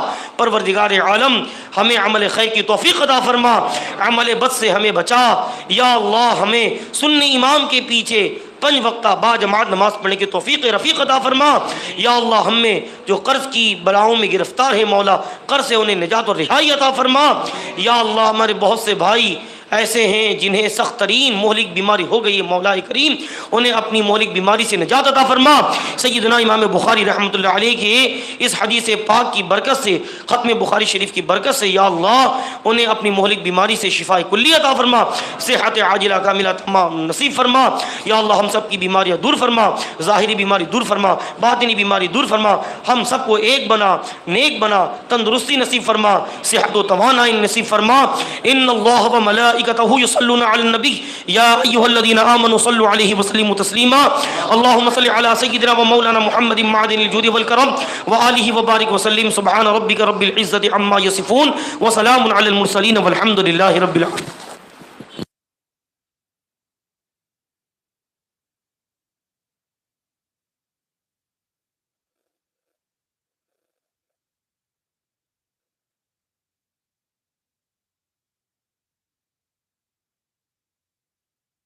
رحمت پہ لاکھوں سلام، شمع بز میں ہدایت پہ لاکھوں سلام، شہر یار ارم تاجدار ارم، شہر یار ارم تاجدار حرم، نوبہار شفاعت پہ لاکھوں کو سلام غوث اعظم امام تقی والنقی غوث اعظم امام تقی والنقی جلوہ شان قدرت پہ لاکھوں سلام ہند کے بادشاہ دین کے وہ معین ہند کے بادشاہ دین کے وہ معین خواجہ دین و ملت پہ لاکھوں سلام کاش محشر میں جب ان کی آمد ہو بھیجے سب ان کی شوکت پہ لاکھوں سلام مجھ سے خدمت کے قدسی کرے ہاں رضا مجھ سے خدمت کے قدسی کرے ہاں رضا مصطفیٰ جان رحمت پہ لاکھوں سلام شمع بز میں کو سلام غوث و خواجہ رضا حامد و مصطفیٰ غوث و خواجہ رضا امجد و مصطفیٰ اور تاج شریعت پہ لاکھوں سلام مصطفیٰ جان رحمت پہ لاکھوں سلام شمع بز میں ہدایت کو سلام یا نبی سلام علیکہ یا رسول سلام علیکہ یا حبیب سلام علیکہ صلوات اللہ علیکہ الصلاۃ والسلام علیکہ یا رسول اللہ الصلاۃ والسلام علیکہ یا حبیب اللہ وعلی آلک واصحابک یا شفیعنا یوم الجزا یا رسول اللہ انظر حالنا یا حبیب اللہ اسمع قالنا اننا فی بحر ہم مغرق خود یدی سہل لنا اشکالنا یا الہی ہر جگہ تیری عطا کا ساتھ ہو جب پڑے مشکل شہ مشکل کشا کا ساتھ ہو یا الہی جو دعائیں نیک ہم تجھ سے کریں قدسیوں کے لب سے آمین ربنا کا ساتھ ہو ان اللہ وملائکتہ یصلون علی النبی یا ایہا الذین آمنوا صلوا علیہ وسلموا تسلیما اللہم صلی علی سیدنا مولانا محمد معدن الجود والکرم وآلہ وبارک وسلم صلاۃ وسلاما دائما علیک یا رسول اللہ صلی اللہ تعالی علیہ وسلم وافوض امری الی اللہ ان اللہ بصیر بالعباد برحمتک یا ارحم الراحمین ماشاء اللہ سبحان اللہ سب لوگ تشریف رکھیں